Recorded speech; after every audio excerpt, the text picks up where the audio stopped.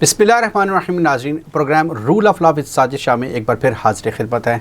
नाज़रीन, आज बात करेंगे मुल्की सियासी मंजरनामे के हवाले से। इस वक्त जो सियासी माहौल बना हुआ है, 21 तारीख को यानी कि कल नवाज़ शरीफ साहब पाकिस्तान वापस आ रहे हैं। अब से पहले जो तैयारियां की जा रही थी वो डायरेक्ट लाहौर आने के हवाले से तैयारियां थीं और वहीं पर जलसा होना था और कारकुनान को हिदायत की गई थी कि एक बड़ी तादाद में वहां पर पहुंचे और वेलकम करें और एक पावर शो करें। लेकिन अब वो तब्दील कर दिया गया प्लान। इस्लामाबाद एयरपोर्ट पर आ रहे हैं और फिर यहाँ से लाहौर जाएंगे। कैसे जाएंगे, क्यों जाएंगे, प्रोग्राम क्या चेंज हुआ, वजह क्या हो सकती है, इसको समझने की कोशिश करेंगे। इसके साथ साथ आज बात करेंगे कि इस वक्त पाकिस्तान में माशी सूरत हाल किस हद तक स्टेबल हो गई है। वो स्टेबल क्यों हुई है, किसकी काविशें हैं, फॉर द टाइम बीइंग है, या किसकी बरकतें हैं और या किसके आउटकम्स हैं। तो इस हवाले से बात करेंगे। साथ साथ बात करेंगे असातिज़ा के हवाले से। इस वक्त जो हम देखने में आ रहा है कि मुल्क में मुल्क गिर हड़ताल चल रही है और असातिज़ा को जिस तरीके से पाबंद सलासल किया जा रहा है, तो क्या ये वही असातिज़ा हैं जिन्होंने इस कौम के लीडरान को पढ़ाया और यहाँ तक पहुँचाया और आज वही लीडरान अहदेदारान ये सलूक कर रहे हैं? क्या असातिज़ा वाकई हक़ बजानिब नहीं हैं? क्या हुकूमत वाकई मजबूर है? इस वक्त हालात ऐसी नहज पर पहुँच चुकी हैं कि इस वक्त प्राइवेटाइजेशन बहुत ज़रूरी हो चुकी है। इन सारी चीज़ों को समझने की कोशिश करेंगे। प्रोग्राम में हमें ज्वाइन किया है सैयद बसीरुल हसन नकवी, एडवोकेट, तज्ज़ियाकार हैं, जबकि स्काइप पे हमें ज्वाइन किया है नुमान अज़हर चौधरी, एडवोकेट। आप दोनों को प्रोग्राम में वेलकम कहेंगे। सबसे पहले नुमान साहब, आपसे जानना चाहूँगा इस हवाले से, क्योंकि आप नून लीग के हवाले से भी किसी हद तक रिप्रेजेंटेटिव कहें या तज्ज़ियाकार हैं, तो सबसे पहले जानना चाहूँगा ये अचानक जो प्रोग्राम चेंज हुआ है नवाज़ शरीफ साहब का, पहले लाहौर आ रहे थे, अब इस्लामाबाद आ रहे हैं, इसके पीछे को ख़ास वजह है? बिस्मिल्लाहिर्रहमानिर्रहीम। सबसे पहले आगा साजिद शाह साहब, आपका बहुत शुक्रिया। प्रोग्राम की तब्दीली एक नॉर्मल बात है। मैं समझता हूँ कि आप वकील भी हैं और इस राय में मुमकिन है कि क्योंकि उन्होंने प्रोटेक्टिव बेल मूव कर रखी है, जैसे कि आपको पता है कि 24 तक उसकी उनको प्रोटेक्टिव बेल पे हैं, तो कुछ कानूनी मामलात भी हैं उसके लिए। पहले वो इस्लामाबाद आएंगे, मुमकिन है कोर्ट के सामने खुद को अपीयर भी उन्हें करना पड़े, क्योंकि जहाँ तक मेरी इतलात हैं कि ये जो इस्लामाबाद पहले लैंड करने की जो राय थी, ये जी नुमान साहब, आपको आवाज़ आ रही है हमारी? शायद सिग्नल का इशू है, कोई प्रॉब्लम चल रही है। शायद साहब, आपसे पूछना चाहूँगा इस हवाले से, ये जो प्रोग्राम चेंज हुआ है अचानक से, इस हवाले से आप क्या समझती हैं कि सिक्योरिटी पॉइंट ऑफ व्यू से ये प्रॉब्लम नहीं बनेगी कि अगर ये बाई रोड जाते हैं या बाई एयर जाते हैं तो इस हवाले से कोई इशू क्रिएट हो सकता है, प्रॉब्लम बन सकती है? अचानक से प्रोग्राम तब्दील किया गया है, क्या वजह हो सकती है? सबसे पहले तो आपका बहुत बहुत शुक्रिया। नुमान साहब, मैं बसीर शाह साहब से बात कर रहा हूँ इस हवाले से, वो आपसे रब्ता मुमकिन नहीं हुआ था, मैं दोबारा वापस आपकी तरफ आता हूँ। सबसे पहले तो आपका बहुत बहुत शुक्रिया कि आपने इस प्रोग्राम के हवाले से आपने मुझे इनवाइट किया और अपने जो तहफ़्फ़ुज़ात हैं regarding the scenario of current political situation और जो अब इसके बाद आने वाला जो ज़रा हम एक तजिया ही दे सकते हैं प्रीवियस को देख के, और जो करंट सिनेरियो चल रहा है उसको देख के हम लोग एक अंदाज़े की बुनियाद पे कर सकते हैं। हातमी बात तो अल्लाह की ज़ात बेहतर जानती है, बेशक, और अल्लाह के बाद जो उसके मखसूस और पसंदीदा खलीफा है पाकिस्तान के अंदर वो बेहतर जानते हैं। तो मैं सिर्फ यही कहूँगा कि सिक्योरिटी हैज़र्ड कोई भी नहीं है। जैसे कि अभी कुछ देर पहले भी बात हो रही थी कि वो एक जो बूम था जो देखा कुछ लोगों ने, कुछ ख़ास लोगों ने, कि PTI का बहुत ज़्यादा है और पाकिस्तान में नो डाउट कि इस वक्त पाकिस्तान तहरीक इंसाफ इज़ वन और मेगा लार्जेस्ट पार्टी जो हर दिल में बसती है। अच्छे या बुरे अंदाज में एक अलग डिबेट है, but no one can denial with this. अच्छे या बुरे अंदाज में हर दिल में बस्ती है, ये तो आपने फिर ठीक है, मेरी बात सुन ले, मैं उस पर आगे एलेबोरेट भी करना चाहूँगा, उसको करना चाहूँगा, लेकिन अच्छे अंदाज में, ज़्यादा अच्छे अंदाज में है। ठीक है, अब सिनेरियो ये है कि उन रूल्स को ख़त्म करने के लिए यू हैव टू अपोल के यार हम लोगों ने अगर कुछ डिसीजन कर रहे हैं और मियां नवाज़ शरीफ साहब अल्हम्दुलिल्लाह इतनी बीमारी के बावजूद भी उनको ये हुआ और वापस पाकिस्तान आ रहे हैं और अपने केसेस को डिफेंड करने का भी फ़ैसला किया।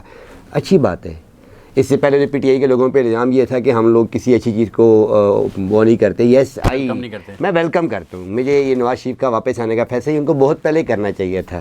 جب 2019 میں وہ یہاں سے ڈھیر ساری بیماریوں کے ساتھ واپس گئے تھے اور اللہ کی ذات ان کو وہاں پہ اتنی شفا کاملہ عطا فرمائی ہے لندن میں, اور اب تو مزید شفا مل گئی ہے, پاکستان آ گئے ہیں. تو میرے خیال میں یہ ایک اچھی چیز ہے. اب رہا سیکیورٹی ہیزرڈ, تو کوئی سیکیورٹی ہیزرڈ اس وقت الحمدللہ ہمارے ملک میں نہیں ہے. سیکیورٹی ہیزرڈ ایٹ لیسٹ ان کے لیے تو بالکل بھی نہیں ہے, کیونکہ سیکیورٹی پرووائڈرز بھی ان کے ساتھ ہیں اور سیکیورٹی ہیزرڈز بھی ان کے ساتھ ہی ہیں. ان کے ساتھ ہیں. نعمان صاحب آپ بات کر رہے تھے, آپ بات کمپلیٹ کر سکتے ہیں.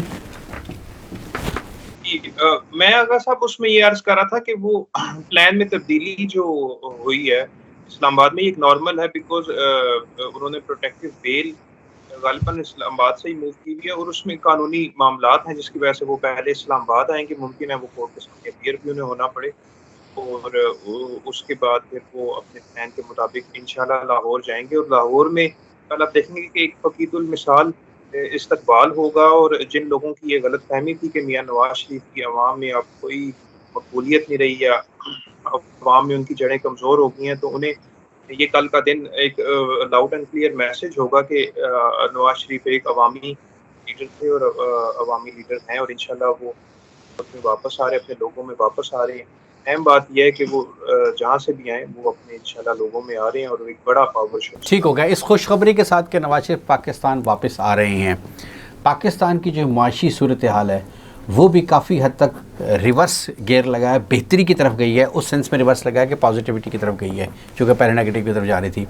آپ کیا سمجھتی ہیں کہ یہ بھی اسی طرح سے اس خوشخبری کی وجہ سے پاکستان کی اسٹاک ایکسچینج میں بہتری آئی ہے, اور جو پیٹرول ہے اور ڈالر کی قیمتیں ہیں وہ مستحکم ہوئی ہیں اس طریقے سے, تو یہ بھی کریڈٹ آپ سمجھتے ہیں نون لیگ کو ہی جاتا ہے؟ دیکھیں کریڈٹ کی بات تو بعد میں کرتے ہیں. پہلے میں یہ کہوں گا کہ جب پاکستان کی اکانومی بہتر ہوتی ہے, جیسا کہ پاکستان کی اسٹاک ایکسچینج نے 50,000 کا ایک اور سائیکولوجیکل بیریئر کو توڑ دیا, اور ڈالر ہے وہ ڈے بائی ڈے اسٹیبل ہو رہا ہے, جس کا ٹرکل ڈاؤن ایفیکٹ آپ دیکھیں کہ آپ کی پیٹرولیم مصنوعات میں کمی ہو رہی ہے ان کی قیمتوں میں, اور بلکہ جو ایٹیبل کموڈیٹیز ہیں ان کی قیمتوں میں کمی ہو رہی ہے. بطور پاکستانی اس میں سمجھتا ہوں ہر پاکستانی کو خوش ہونا چاہیے. یہ کسی پارٹی ایفیلیشن کی بات نہیں ہے, یہ ہمارا ملک ہے, ہم تمام لوگ اس کے شہری ہیں. بٹ کسی کی محنت اور کاوشوں کا کریڈٹ تو دینا چاہیے نا. میں صرف وہ سمجھنا چاہ رہا ہوں یہ کس کی محنتیں اور کاوشیں ہیں کہ اسٹیبلٹی ایک دم سے واپسی آئی, جو پچھلے تقریباً ہم 8-10 مہینے سے 12 مہینے سے دیکھ رہے تھے چیزیں خراب سے خراب تر ہوتی جا رہی تھیں. مشکل دور جو تھا اکانومی کا, جس میں یہ لوگ یعنی مسلم لیگ جو اپنے الیکشن جیتی, انہوں نے اپنی جو مقبولیت تھی اس کو اسٹیک پہ لگا کر اقدامات کیے, وہ اس دور سے گزرے. اس وقت جو بہتری آ رہی ہے میں سمجھتا ہوں اس میں پاکستان کے آرمی چیف کا ایک اہم رول ہے. جس وقت انہوں نے یہ افغان مہاجرین جو کہ غیر قانونی طور پر پاکستان میں رہ رہے تھے, اور پاکستان سے ڈالر شاہ صاحب یہ اسمگل ہو رہا تھا مختلف ممالک میں, جب سے اس ڈالر کو ہم نے روکا ہے. جو ڈالر کی جو ایکچوئل ویلیو ہے, اگر آپ کسی جو بڑے اکانومسٹ ہیں ان کی یہی رائے ہے کہ وہ تو 200 کے 250 سے کم ہونی چاہیے. وہ آرٹیفیشلی اس کو بڑھا دیا گیا تھا. جب وہ غیر قانونی طور پر ڈالر اسمگل ہونا بند ہوا ہے تو اس کا ایک امپیکٹ آپ دیکھ رہے ہیں کہ جیسے ہی ڈالر میں اسٹیبلٹی آئی ہے, پاکستان کی اکانومی جو ہے وہ دوبارہ اپنے پیروں پہ کھڑا ہونا شروع. اچھا بالکل ٹھیک ہے. ابھی جو لاسٹ 16 منتھس گزرے ہیں اس میں بھی نون لیگ کا ٹائم گزرا ہے پنجاب حکومت میں, اور ادروائز بھی ہم دیکھتے ہیں کہ اس پنجاب حکومت میں اس جو فیڈرل میں بھی ظاہر ہے نون لیگ کی حکومت ہے, اور اس سے پہلے بھی جب نون لیگ کی حکومت رہی ہے تو اس وقت یہ سمجھ نہیں پائی ہیں کہ جو غیر ملکیوں کو پاکستان سے ہم انٹری دے رہے ہیں ان کو لایا جا رہا ہے, ان کو نکالا جائے, ان کا روکا جائے, یا اب سمجھ پائیں ہیں صحیح طریقے سے, تو کیا اس پالیسی کو کنٹینیو کیا جائے گا آنے والے ٹائم میں؟ دیکھیے ممکن ہے کہ وہ نہ سمجھ پائے ہوں, ممکن ہے کہ گورنمنٹ کی بہت ساری اور بھی مجبوریاں ہوتی ہیں. افغان ہمارے برادر اسلامی ملک ہے, ہم ان کے شہریوں کو اپنا بہت دل کے قریب رکھتے ہیں. ہمیشہ پاکستان نے ان کو شیلٹر دیا ہے, ہم نے ان کے لیے قربانیاں دی ہیں. لیکن الٹیمیٹلی یہ سخت فیصلہ اگر دیکھیں, اس وقت بھی بہت سے لوگ پاکستان میں ایک کہہ رہے ہیں کہ ان کو واپس نہ بھیجا جائے, ان کے یہاں پر بہت بڑی تعداد میں, لیکن کیوں نہ بھیجا جائے, یہ ہمارا میں کریڈٹ دوں گا اس میں پاکستان کے سیکورٹی اداروں کو اور بالخصوص آرمی چیف صاحب کو کہ انہوں نے ایک بڑا خوبصورت اقدام لیا اور یہ سخت فیصلہ لیا جس کی وجہ سے جس کو بھی کریڈٹ جاتا ہے، لیکن اس کا الٹیمیٹلی جو فائدہ ہو رہا ہے، جو 40 روپے کم ہوا، اور جیسا کہ آپ نے خود اپنے آغاز میں یہ بات کی کہ ان پیٹرولیم مصنوعات کی قیمتوں میں مزید کمی ہوگی. آپ دیکھیں آئل کی قیمت میں کمی ہوئی، آپ کی چینی میں اور جتنی ایٹیبل آئٹمز ہیں، پاکستان کو فائدہ ہو رہا ہے انشاءاللہ. باقی میاں نواز شریف جو ہیں ان کا دور ادوار جب بھی اب دیکھیں پاکستان نے اس میں ترقی کی ہے، پاکستان نے اس میں میجر بس یہی چیز میرا آخری سوال کا حصہ تھا کہ یہ پالیسی کنٹینیو ہو پائے گی اگر انٹرنیشنل کمیونٹی کا کوئی پریشر آتا ہے اس حوالے سے، تو میاں صاحب فیس کریں گے اس چیز کو، نون لیگ فیس کرے گی؟ سپریم انٹرسٹ جو ہے وہ پاکستان کے ساتھ ہے ہمارا. ہمیں سب سے پہلے پاکستان ہے.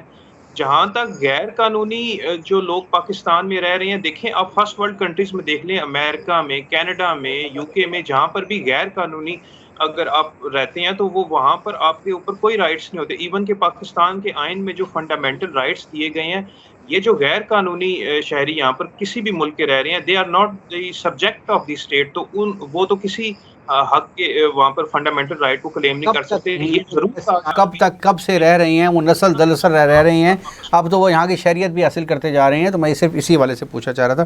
ٹھیک ہے، میں ایک دفعہ پھر جو لیگل لوگ ہیں ان کے متعلق کوئی ایشو نہیں ہے، جو شہریت حاصل کرے ہیں، جو لیگل ہیں، لیکن ہمیں بارڈر کے مسائل ہیں، جو انلیگل لوگ ہیں ان کی بات کی جا رہی ہے. لیگل ہمارے لیے قابل احترام ہے، وہ پاکستان نہیں، وہ پہلے انلیگل تھے نا، وہ کچھ ایسا 10 سال 20 سال بعد وہ شہریت حاصل کر لی انہوں نے، وہ لیگل ہو گئے، ان کو لیگلائز کیا گیا ہے. تو وہ اس حوالے سے میں پوچھا تھا. اپنے آپ کو کیا انلیگل طریقے سے یا ملی بھگت سے، ان کے خلاف سخت آپریشن ہونا. پاکستان سٹیزن شپ ایکٹ جو رائٹس دیتا ہے سٹیزن شپ کے، جو یہاں پر لاز موجود ہیں اس کے مطابق جو سٹیزن ہے وہ ہے، جو پراپر لیگلی امیگریشن پہ ہے وہ ہے. لیکن غیر قانونی لوگ نہ صرف ہمارے ملک میں دہشت گردی کرتے ہیں، بلکہ ہمارا جو اکانومی ہے، جو سمگلنگ ہوتی ہے، دیکھیے ایک ہم نے سمگلنگ کو روکا ہے تو پاکستان میں کتنے اس کے مثبت اثرات نمایاں ہو رہے ہیں. اور یہ کوئی گورنمنٹ آ جائے، ہر گورنمنٹ کو ایک اچھی پالیسی کو کنٹینیو رکھنا چاہیے، کیونکہ پاکستان کا سپریم نیشنل انٹرسٹ جو ہے وہ سب سے پہلے ہے، باقی چیزیں بعد میں. شاہ صاحب آپ بتائیے کہ اس حوالے سے عمران خان صاحب تو افغانستان کے جو دوست ہیں، بھائی ہیں، جیسے چوہے صاحب نے بھی کہا ہے، ان کے تو یہاں پہ لیگلائز ان کو کر رہے تھے، ان کے دفاتر کھول رہے تھے، یا ان کو فنڈامنٹل رائٹس دینے کی بات کر رہے تھے، وہ افغانی بھائیوں کو ساتھ لے کے چلنا چاہ رہے تھے.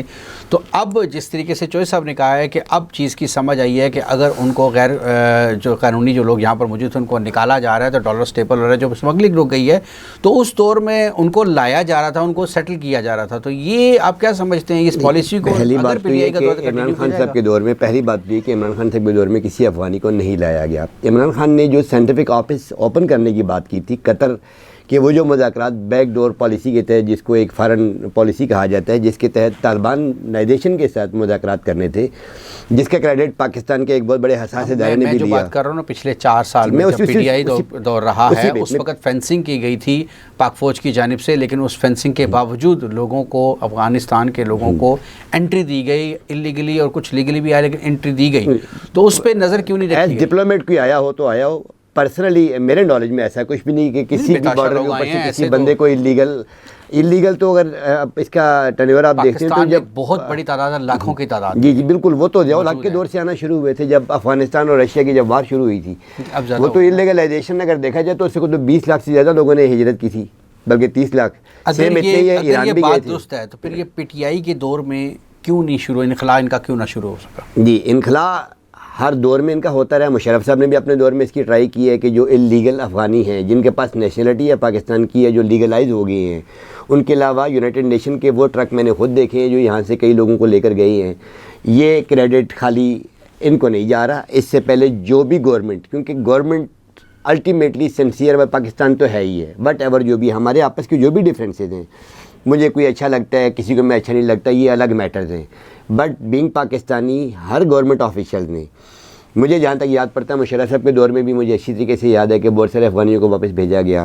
ان کے بعد جو ٹرن ہر دور میں صرف افغانی نہیں بلکہ کراچی کے اندر وہ دور میں واپس بھیجا گیا ہے، اور اس کے بعد آج کے دور میں واپس بھیجا جا رہا ہے. اس کے درمیان بلکہ میں تھوڑا سا اس کو اور ایلیبریٹ کر دوں، بلکہ وہ بنگالی جو کہ کراچی میں رہ رہے ہیں بنگالی پاڑے کے علاوہ، ٹھیک ہے، یا جنہوں نے بہت سارے انٹروین کیا ہوا ہے، اپنی حدود سے باہر ہوئے ہیں، ان کے اوپر بھی اس معاملے کے اوپر ورکنگ ہو رہی ہے، بلکہ وہ تمام غیر ملکی حضرات ایرانین جتنے بھی ہیں، ابھی پچھلے دنوں جیسے کہ آپ کے راولپنڈی میں آپ بہتر جانتے ہیں کہ بہت بڑے ڈکیت گروپ کے سربراہ جو ہیں وہ ایرانین نکلے ہیں، تو ایسا کوئی بھی شخص جو کہ پاکستان کی سرزمین پہ غیر قانونی رہ رہے وہ تو کسی کے لیے بھی قابل برداشت نہیں ہے، نہ میرے لیے، نہ عمران خان کے لیے، نہ نواز شریف صاحب کے لیے، نہ مشرف صاحب کے لیے، نہ کسی ایکس وائی زیڈ کے لیے۔ تو یہ تو بالکل ہی غلط ہے کہ عمران خان صاحب نے کسی معاملے میں کسی شخص کی ایسی پذیرائی کی ہو یا اس کو open heartedly P welcome T I کیا ہو۔ کی پالیسی اس معاملے پہ کلیئر ہے کہ انلیگل جتنے بھی افغانی ہیں ان کو نرم ناٹ گوشہ افغانی، دینے کی ایوری ون فرام ابراڈ، صرف افغانی ہی نرم گوشہ نہیں، دینے کی بجائے ایوری ان ون۔ کا انخلا بہت ضروری ہے اور اس پالیسی کو کنٹینیو کیا جائے گا۔ بالکل ایسے ہم ہی ہے۔ کنٹینیو ماضی میں بھی کیا اور آگے بھی کریں ٹھیک گے۔ ہے، اچھا آخری سوال کی جانب بڑھوں گا، اساتذہ کے حوالے سے مجھے بتائیں کہ اس وقت جو کل بھی چیف منسٹر نے کہا ہے کہ اس وقت ناگزیر ہو چکا ہے کہ خدا نخواستہ بینکرپٹ ہو سکتا ہے پنجاب گورنمنٹ، تو اس لیے ہماری مجبوری بن گئی ہے کہ ہم ڈبل پینشن یا تنخواہیں اس طریقے سے نہیں دے سکتے، کوالٹی ایجوکیشن کو بہتر کرنے ہم پرائیویٹائزیشن کی طرف جا رہے ہیں، جسٹیفائڈ ہے؟ نہیں، جسٹیفائڈ بالکل نہیں ہے۔ بیسک وجہ ہے کہ اب جو ایک رومرز جو آ رہی ہے، اور عموماً میرے بچے بھی اور آپ لوگوں کے ہر خاندان میں بہت سارے بچے گورنمنٹ اسکول میں پڑھتے ہیں، جو کرنٹ نیوز جو آ رہی ہے وہ یہ ہے کہ 5ویں جماعت سے نیچے تک جتنے بھی بچے ہیں ان کی فیس مور دین 3000 کر دی جائے گی۔ اس سے اوپر اب کیا وہ ریشو فکس کرتے ہیں، تو الٹیمیٹلی جو بچے جن فیملیز کے بچے گورنمنٹ اسکولز میں پڑھ رہے ہیں وہ ایک ریلیف ایکٹ یا ایک ریلیف پورشن کو ذہن میں رکھتے ہوئے پڑھ رہے ہیں کہ اور یہ کریڈٹ بھی عمران خان صاحب کو جاتا ہے کہ انہوں نے نصاب ایک جیسا کیا۔ یہ بات ایک فیکٹ ہے کہ جو پالیسی ایجوکیشن پالیسی انہوں نے ڈیولپ کی، ایک جو ان کا یک نصابی نظام تھا اس کے تحت انہوں نے وہی ایجوکیشن جو کہ کسی پرائیویٹ اسکول میں دی جا رہی تھی وہی ایجوکیشن سسٹم گورنمنٹ اسکولوں میں بھی انوالو کیا اور پراپر انوالو کیا، اور اس کو پھر اپنے دور کی حد تک وہ مانیٹر بھی کرتے رہے۔ اب سینیریو آپ کے سامنے ہے، جیسے ہی وہ گئے مانیٹرنگ جو اب جو ہو رہی ہے کہ آج آپ کے اساتذہ جیسا معتبر ترین پروفیشن وہ بیچارے بھی پابند سلاسل ہو گئے ہیں۔ I was in Jhelum last week, Jhelum courts میں someone told me کہ 294 لیڈی ٹیچرز کو اریسٹ کر لیا گیا ہے۔ تو یہ آئی تھنک کہ یہ it's a way of government, ہماری سمجھ سے تو باہر ہے، اور میں اس کو بالکل کنڈیم کرتا ہوں۔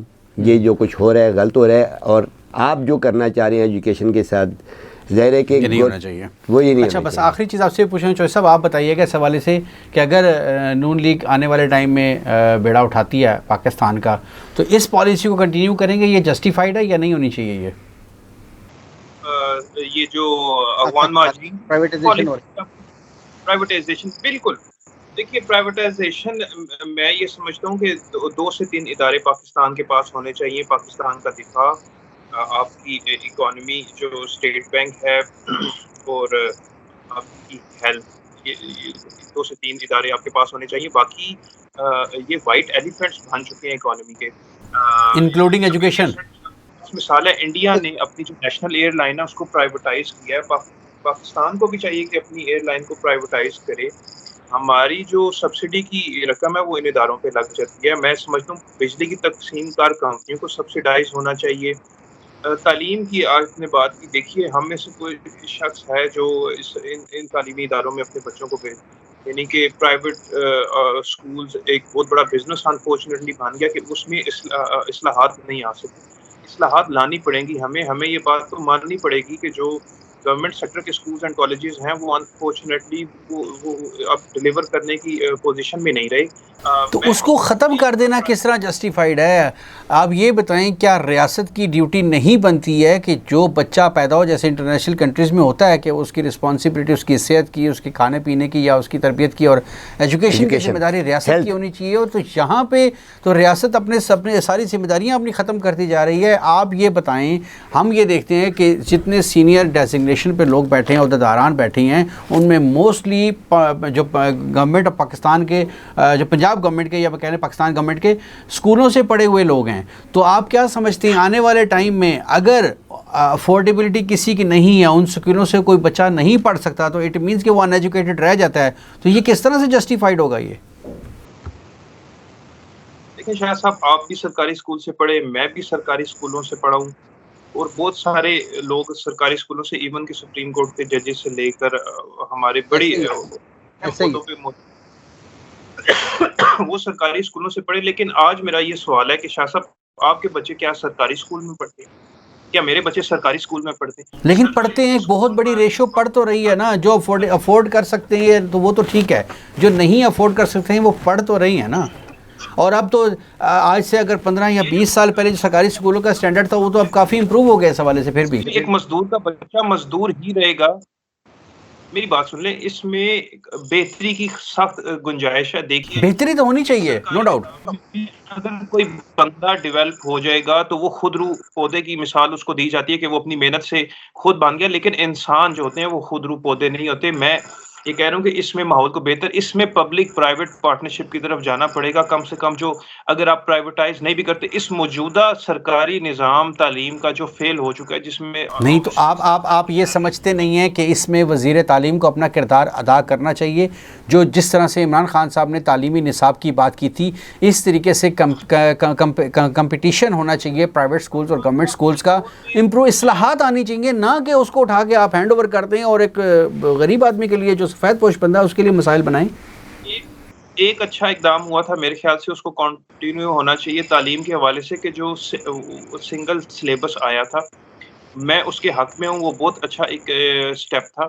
لیکن اس کے بعد انفارچونیٹلی عمران خان صاحب کی دور میں یہ ہوا کہ جو کالجز تھے ان کو یونیورسٹیز کا سٹیٹس دینا شروع کر دیا گیا، اور یہ کہا گیا کہ ہم نے اتنی یونیورسٹیز بنا دی، جبکہ وہ کالج جو تھے وہ کالج بھی چلنے کے اس قابل نہیں تھے. آپ کو پتہ ہے یونیورسٹی بنانے کے لیے اس کے مکمل ڈپارٹمنٹس بنانے پڑتے ہیں.